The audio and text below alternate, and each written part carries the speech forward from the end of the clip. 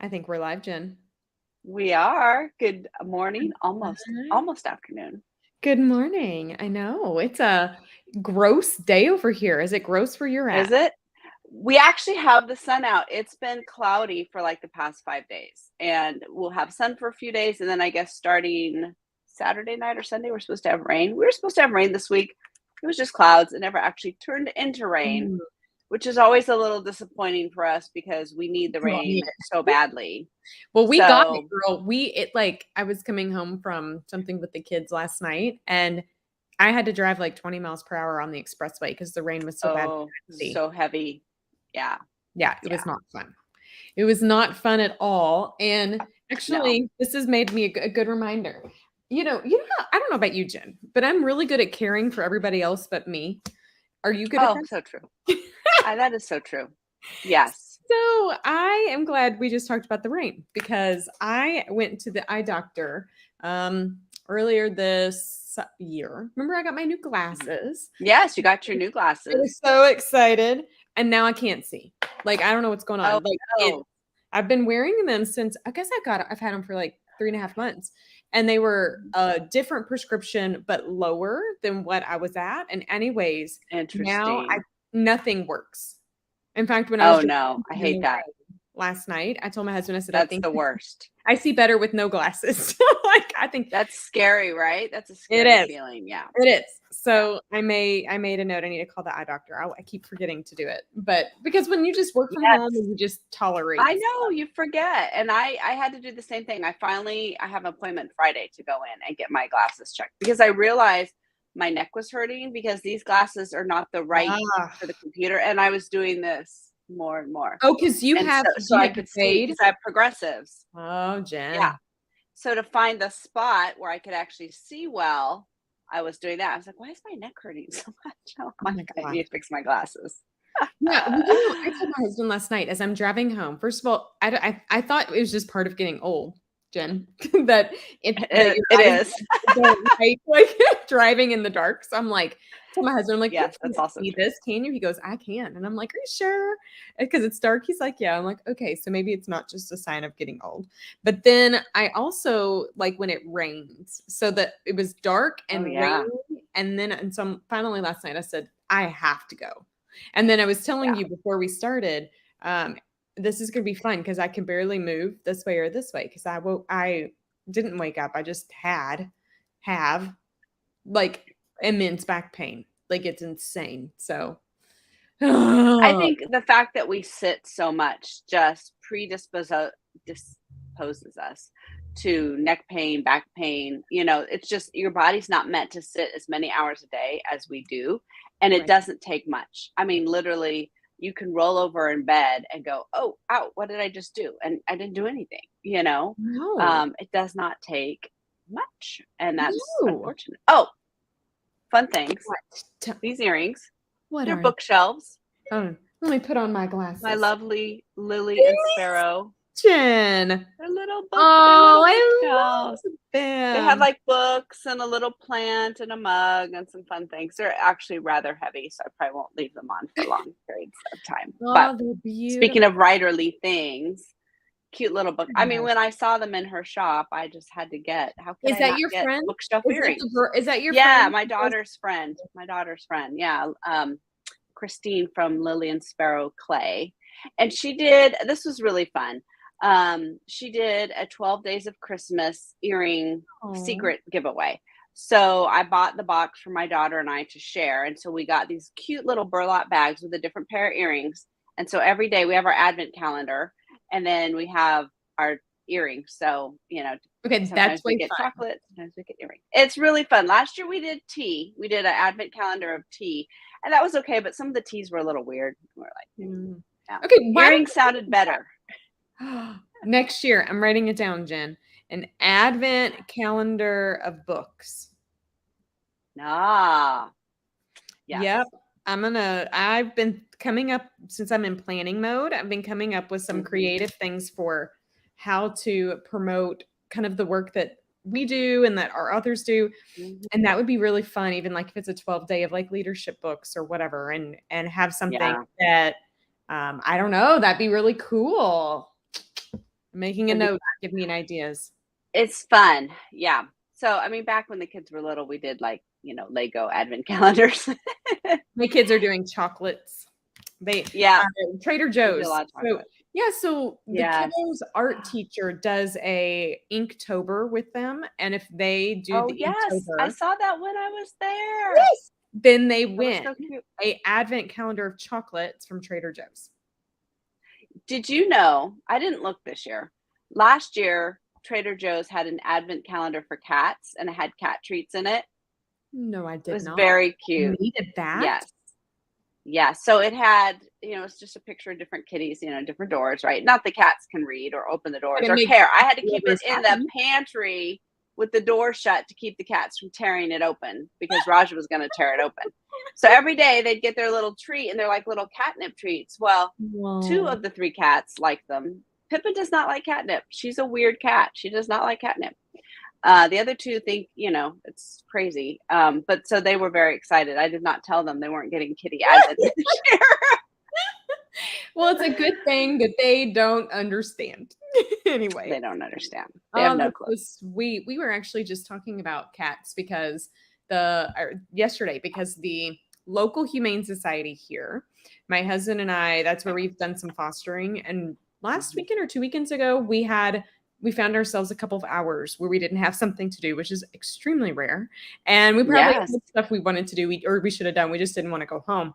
And so we showed up over there and we ended up volunteering for 3 hours at the local shelter that was, and we live in a little county, Jen, so it's not like the city shelter, right? Like it's a county Right. shelter. And oh my gosh, we had so much fun. These little kitties and these big kitties and the kitties that nobody wants and the ones that people forgot and the ones that are hellish and everything in between. And I just sat there in heaven. And I looked around and I'm like, you gotta be crazy, woman, if you're gonna spend 3 hours with your family at the shelter. But yes, proof that this time of the year, which we're recording in December, that don't forget, as you think about your gift giving, things that matter to you, causes that matter to you, people that matter to you, animals that matter to you, and organizations that matter as well, because they should and could be very meaningful on your gift giving list. Our shelter, we asked them, what do you need? And literally what our shelter told us was, well, we need these cats to have the ability for interaction. So just coming for a couple of hours to play with people they don't know or see on the regular could help them get a home. Small things like that make a huge difference, a huge impact. I know this time of year we tend to think of really big gestures, but I think it's the small things, the little catnip treats or the little chocolates or the little meaningful things. I think those are the things that your kids will remember, especially when you have little kids and memories as they get older, or just with friends wanting to reach out. I don't know if I should say this or not. I'm tempted. I have a thought that I'm going to try and get Christmas cards out again this year. I've been very good about sending cards. I've been writing. And so I thought I should do Christmas cards. However, I have to get this book done first. So I don't know. Give us a book update. How's it going? So it's through edits. I rewrote the ending. My ending, I originally wrote the last 25,000 words while I had COVID. And so the ending, there's this weird, when you're sick, you have this weird sense of time. And it really felt like the end of the book was dragging. And then I just sort of wrapped it up. And then I was like, yeah, I think that was probably too fast, but I was too tired to deal with it. I'm like, it's got to go to the editors. I'm behind. It has to go to the editors. So, and I knew that their input as to what they saw was missing would give me the guidance for the the scenes I wanted to write. So we were all pretty much on the same page. I wrote, 3 or 4 more scenes. We wrote the last 2 chapters. And I'm much happier with the ending. And so now it's in formatting and it'll be going out to my advanced readers team soon. They don't even know. They don't even know that it's coming. Right now. We tell them. But there's so much more to a book than just the book, right? So there's the acknowledgement, the author's note, the chapter. I always put a preview chapter for the next book. So that kind of the back matter I'm working on right now. And yesterday I just didn't have the brain power to do it. And so it did not. I formatted it, and I had a lot of fun with that. I like that part. And as the nice thing is, the bulk of the editing's done, I will still, and this is so true with the whole writing process. I have 4 editors on this project, and it will go out to my art team, which is usually anywhere from 15 to 30 people. They will still find errors. I mean, and I have professional editors. That's what you do for a living, friend. This is what we do for a living. Yes. And even in formatting, I'm catching things. Yes. And because there's something about putting it in a different format, a different look, your brain it shocks it. It wants to read what should be there. And so people will be like, I found an error in a book. I said, yeah, you will find errors in every book. I would be very, very hard pressed to find a book that has 0 errors in it. It's just human nature. Right. And so my art team will find it. They'll send me a few, and which will always surprise me. I'll be like, how did we miss that? That seems so obvious. I know. And then every once in a while, a reader will email me and still say, hey, by the way, I found this error. Really? Crazy. Well, so, listen, I mean, I have experienced that myself.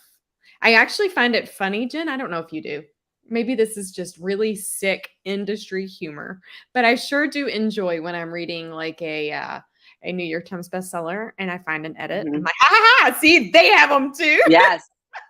Yes. In fact, I was talking to my team because there was a book several of us had read, and it's by a traditional publisher, and the paragraphs were so long. And I thought, you've changed subjects. You need to change paragraphs. Where was the editor in this? I don't understand why they didn't. I mean, these are very long, very dense. It's kind of an academic book. So it really did need to be broken up. Right. And I didn't understand what the heck. I was like, what that editor was thinking. Well, and it's also just proof, Jen, that everybody edits differently and unique. And yes, it's an art form. It's an art, not a science. Absolutely. And yeah, so that's exciting. Well, our topic today is relevant for you then, because it is relevant. In 2023, my friend, you will be launching a book, and we actually 2022. It comes out December 28th. That's my son's birthday. Do you know that? Is it really? That's Eli's birthday. Is that Eli's birthday? That's fun. Oh, I love that day. That day makes me so happy.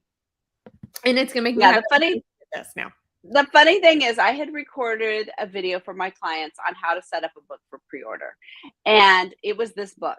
And so I'm sitting up there and I'm like, oh, I'll set this pre-order for a year. November, who's ever gonna launch? It was for Cyber Monday. It was supposed to originally be out November 28th. And I thought, oh, that'll never happen. I'll have it done, May, the very latest.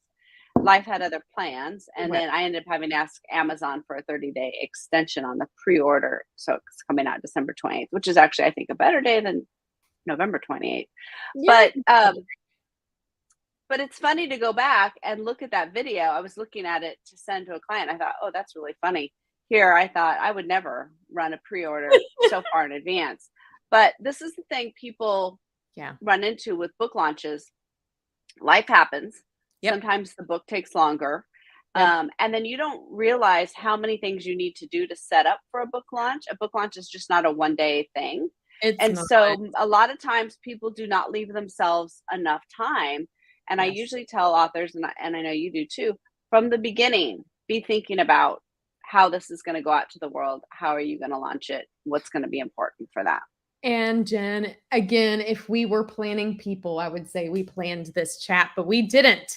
And it's just perfect transition, because the first kind of core tip when you think about launching a book, I always say, is figuring out when. And when I say when, I mean, sure, it's nice to know a date, but before you even get a date put down, I want you to think about a couple of things. I want you to first think about when in regards to your life and your time frame. Yes. So I launched my last book. I'll never forget this, because I don't always practice what I preach, because that's what happens. No, me neither. Like, I want to. I encourage you to. But this last book, I'm like, I'm going to launch it on the day of an event that I'm hosting for the first time. Smile. Right. And my team was like, no. And I'm like, yes. And they go, Stephanie, you don't want to do that. I'm like, but yes. And I said, fine. I'll launch it a couple days before. Yeah. And I mean, we made it work, but good golly, that was A lot of work. insane. And I don't encourage it. And so think about when, in regards to when you have availability, because you're going to be wanting to do a couple things. You're going to be watching Amazon. You're going to want to be encouraging people. You want to pop in live and you're going to do stuff. Or you just want to go get a bottle of wine and have postpartum from the book. I don't care what you want to do, but you are going to need to do something. And that day, make sure. And I don't just mean that day, like take a look at your calendar a little bit before and make sure you're not picking a time where you're going to be on vacation or the busiest time. If you, and you know, if like, let's say you're an accountant during tax season, silly, you know, think about it in that. So from when are you available? But I also want you to think about relevancy for your readers and the world. So the next book, I haven't decided, Jen, if I'm going to publish a new one between when this one's coming or not. Cause you know, I don't practice what I preach, but if I do, but I don't, right? But my book, I'm working on my health diagnosis, I'm going to launch in September because September has relevancy with the health condition I have, right? So there is a timeline. And as a quick start over here, that bugs me because I want to go fast. Like the book's almost done. Why can't we just run? Well, it actually is very freeing when you know that you have capacity to really do things right. So and with nonfiction, like you're saying, there can be topics that are, you know, this awareness month or this day or this week, right? And that's a great time to tie your book into that because now you have a nice hook for things that are going on that people are talking about, and you can slide your book in there as part of that conversation, which makes it really easy to have a natural way to talk about it instead of just feeling like you're saying, you know, buy my book, buy my book. And even thinking about seasonality, right? So September, January, fresh starts. People are looking at, you know, diet, health, planning, a new habit or a new skill set. If you have a topic around that, those are great times to launch. But also keep in mind that's when the big boys are launching too. And so you're going to have some more competition. Pros and cons, you know, both ways. So things I don't think there's ever the right time. I don't think there's ever a wrong time. People ask me that, when should we launch? Oh my gosh, well, should I do it? You know, it's the holiday. Should I do it? I said, well, I mean, it all depends on when your readers are going to be open to it. So, you know, I don't know that anything is perfect or not. It all depends on what you're going to do for it and when your readers are ready for it. Yeah, and you can definitely get lost between, you know, Thanksgiving and New Year's is a challenging time because there's so many ads for, you know, toys and clothing and all the holiday stuff, right? You can really get lost in that. But your book, like a lot of Christmas books sell at that time, little novellas or Christmas stories or stuff. People sometimes want a break from all that. Also, a lot of people, not as much as it used to be, but I think it's still true. They get new devices, Kindles and Fire tablets and stuff for Christmas, and then they want to load them up. And so sometimes right before, right after that can be a good time. I'm hoping that that's going to be true for this book. I've never launched around this time. I usually don't like to launch personally just because of the stress in my life till the end of January or February. That's typically where I do my first launch of the year. So this will be an experiment for me too. And that is the thing, is that this is an experiment. You are trying different things out. And as many books as I've launched, each one's a little bit different. You know, even though I do generally the same things, everyone's a little bit different because one, you can't control what's going to happen in the world, what's going on in the world, what might be a distraction, all that kind of thing. And also, the launch is not final. You can always sort of relaunch your book. You can. And there's a difference between publish day and launch day. Yes. And sometimes those are synonymous, sometimes they're not. And, you know, just know that you can always relaunch. Okay, so that takes me to the next thing when we talk about launch, and it's about the what. Well, what about launch matters to you? And that will help you in your planning as well. So in your launch, is it because you have an upcoming speaking engagement and you want to make sure you have some bulk books to be able to sell? Is it that you want to become a bestseller on Amazon? Is it that you have an in-person launch event that you're hosting? Or like for me, it was important to launch because I wanted my books in hand for an event that I was hosting, right? Like, so understanding that also will help you plan. Yes, I think that's really important to think about. Yeah, I always ask people right away, is there a specific day we need to be thinking about or specific event? Mhm. Way back when we're Yep. starting to write the book, Yep. what goal are we aiming for? Are you, speaking, have an event, something like that, anything on the calendar? We need to know that so we can work backwards from there. Yes. It's not very good when you're in the middle of editing and the author says, I have a speaking engagement in 2 months. And you're like, wow, this is going to be very difficult to get that book done in time. Yes. And people don't realize it is a long process. So yes, with POD and the way we do things now, things can turn more quickly than they used to. Yep. But at the same time, some things still take the amount of time that they're going to take. And so if you want to put out a quality product, you need to give all the people on your team enough time to do the things that they need to do. And so give yourself lots and lots and lots of time. Yeah. Like I said earlier, we were talking, life gets in the way, things happen. And so you want to make sure you have built in enough buffer time. So if you have that hard deadline, you've Yep. got plenty of runway. There's nothing more, like you were saying, more free than to know, hey, I have this done. It's just sitting here waiting. I Um, know, right?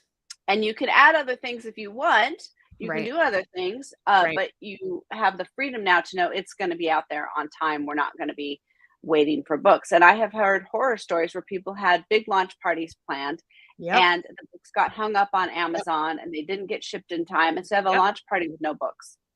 Yeah, and that's not fun. That's not fun. No.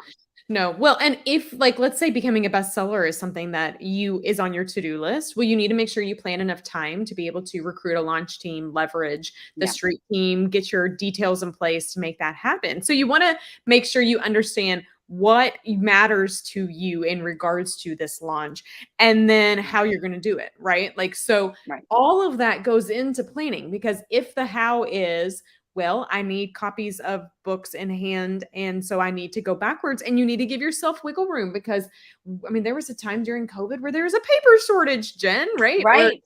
Yeah. you just Yeah. don't know. And so as you're planning 2023, if a book is something that is on the radar, then I want you to start with your win and then evaluate all around the win.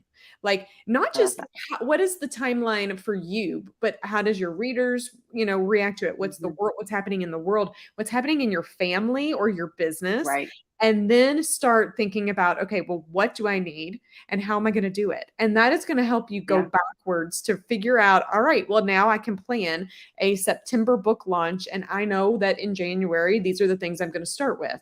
Now, you don't have to take, 9 months to do it, right? Like Right. once the book is once you have the manuscript done, I usually work with authors. Man, do you hear that? They are my people are texting me like crazy today. Go Like on. Do not disturb. I know. But for me, I usually say about a 3-month window gives you what you Yeah. need from a marketing perspective to get Right. everything in place. But that doesn't mean 3 months to write the book and everything. That means the book's Right. ready, done, in the hands of editing Yes. and publishing team.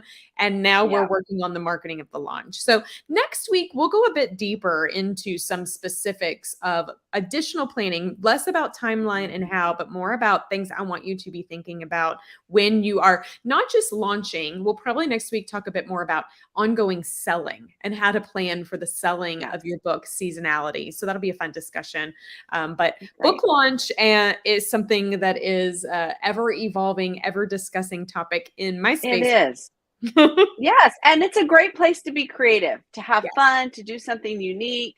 And you may be surprised or not. I don't know. I have never actually had a launch party for any of my books What is wrong with you? Like, because, well, I have a whole thing around parties.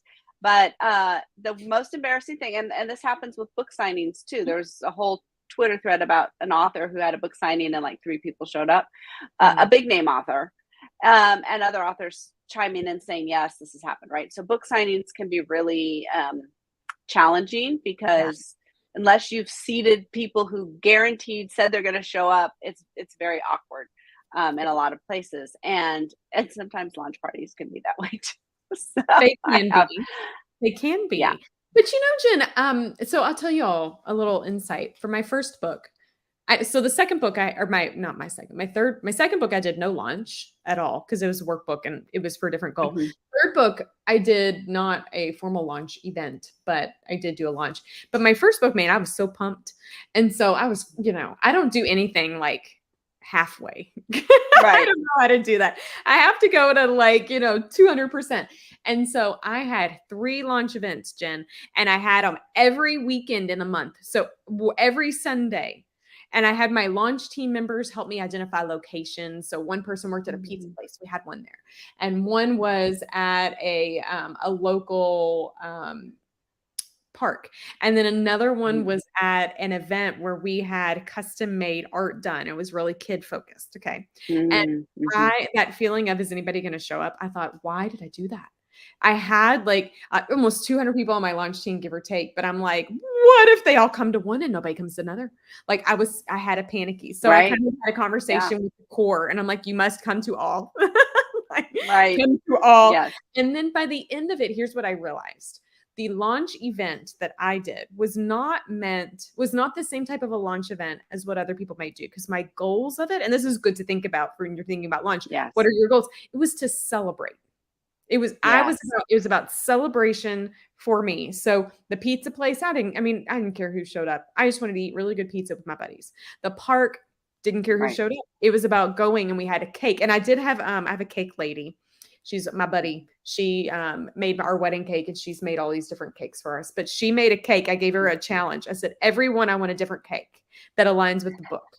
And so she did one with the book cover and one just with the flower and all this stuff, right? So we had cake and we just celebrated. And I just sat there and relished in the fact that I did something so many people want to do and so few accomplish. And it was just for me. And so to me, even though I think my pizza party was the least attended, it was still a beautiful experience because my goal wasn't to really sell books. I mean, I was great, but I didn't monitor success and how many books I sold. It was in how much fun did I have in the process. Yes. And I think that's a great goal. Yeah. That makes so much more sense. The odds of enough people coming and selling books and signing and all that is hard. But to come and have people who want to celebrate with you, that's the key part, I think, for a lot of it. And it's really key to celebrate the fact that you did finish a book, that you did write a book and launch it. And I actually was sort of chastising myself about that the other day, going, you know what? You finished a book. You should celebrate. Yes. So your launch event can even be, I said I didn't do one for the third one, but I did. But it was different. It was small. I literally called my mom and I said, book came in. Yay. I launched it. Woo. We're going out to our favorite restaurant tonight. Come. And so it was the 5 of us, my mom, and we went to the hibachi grill. And I just sat there and I opened the book with the kids. I got a photo of us. And that was because I needed to celebrate the fact that the core people in my life had, supported me through this journey. And so your launch event can happen for many reasons and for many purposes, but do not neglect the fact that you deserve a celebration. Yes, absolutely. You absolutely do. And you need to, just from a brain science standpoint, you need to reinforce to your brain that all that hard work pays off with something good. Yes. And so you definitely, I definitely need to work on that more and more than I do. And more and more. Well, Jen, I am, in the month of December, I've been attempting really hard and not being extremely successful at it, trying to have a planning for 2023 month where I'm not doing a lot of new book reading. I am really focusing kind of inwardly. So I don't have any specific books to book messages, except here's what I'm going to do. I am going to open my book, Make Your Author Impact, since we're talking about book launches. And let me pull out a little tidbit in this particular book on book launches. Here we go, 139. Cue the Jeopardy music as I pull and I will give you a little tidbit of something that I think will leave you all considering something to chew on. Alrighty. Okay, you ready? This is what happened. Here we go. While many things require you alone to make it happen, there are countless others that don't. And I share this one-liner in the concept of having actually a book launch and a book launch team. That launching a book, even though you wrote it, was a journey with multiple people to happen, right? It wasn't just you, even though it's Right. just brain thought. Many people. So this goes in alignment with what we just said about celebrating, Jen. Don't celebrate alone. You don't have to do this alone. Don't launch the book alone. Some things you're required to do alone. Like, I don't know, like, I was going to say take a shower, but that's up, that's up in the air sometimes. Like, eat, I don't know, right? Like, there's certain things only you can do, but launching a book is not one of those. You don't have to do it alone. Right. It's very true. And it's more fun if you don't do it alone. This is what you get when my back hurts. Yes, who knows what's going to happen? Who knows? Who knows? Well, tune in next week. We're going to go deeper into additional ways as you plan 2023 and years ahead to sell your books. We are so excited to chat through that with you. And Jen, wrap us up. Well, authors, as always, you matter, your words matter, and your message matters. So we invite you to take it to the page and beyond with us each week as we discuss everything related to book writing and marketing. So have a great rest of your week. Bye, author friends. See you later. Bye.